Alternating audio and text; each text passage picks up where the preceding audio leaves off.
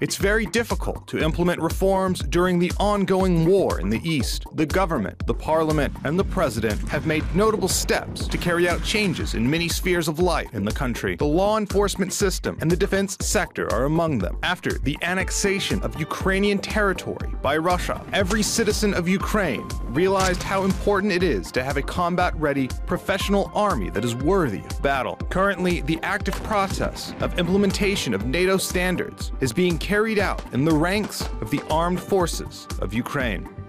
We have to align with the best and cooperate with the strong in this sphere. For this, we must be strong. That is why we are reforming the armed forces of Ukraine. In order to start a true reform of the Ukrainian army, it was necessary to adopt basic programs, the military doctrine and the strategic defensive newsletter. These documents determine the direction of reforms of the armed forces of Ukraine until 2020. If we do that, we will have an army of another level that is capable of dealing with challenges, and we will be able to integrate into the family of states that understand what standards of a higher level are.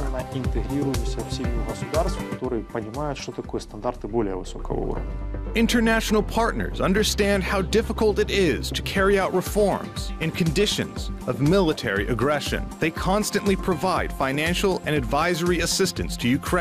Carrying out effective reforms is a confirmation of Ukraine's path towards European integration. In general, the scope of what is happening during the reform process in Ukraine is sufficiently broad. Recently, Europeans admitted that Ukraine is carrying out large-scale effective reforms. This is the result of wide-ranging reform by such institutions as the Prosecutor General Office and Ministry of Internal Affairs, as well as the system of anti-corruption bodies. In short, this shows that the movement continues.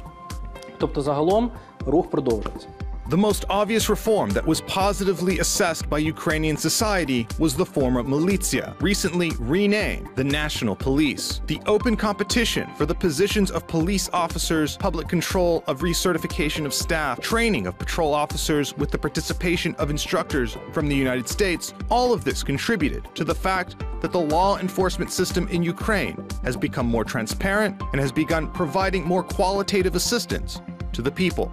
The first steps that have been made are very successful. The patrol police was established and certification of police officers was conducted. This process must continue. It is necessary to approve the structure of the police at all levels, central, regional, local, and we are ready to assist in this matter. In 2016, the Ministry of Justice of Ukraine introduced many innovations, launching centers for free legal aid, the establishment of anti-corruption bodies, the introduction of online services, and judicial reform. We set a priority to provide protection and justice for everyone, regardless of their economic status. 24 centers for free legal assistance have been opened. The first statistics showed impressive facts. Within a year, 70,000 Ukrainians who had problems with the police were provided free of charge legal aid after the first 2 hours of detention. Judicial reform, though not as fast as others, is also being carried out. After changes to the legislation, every citizen will be able to appeal for unfair ruling of the court. If all means of legal protection are not effective, the right to appeal directly to the Constitutional Court will be provided. Earlier, Ukrainians had no right to appeal to this state body. Moreover, each claimant will receive the necessary legal support regardless of his or her property status. Today, the most important thing for Ukrainians is the guarantee of liability and punishment for crimes committed. Everything else would be meaningless if we do not approve this reform. Investments will not be provided without carrying out this step. Without this, there will be no democracy and development of the state.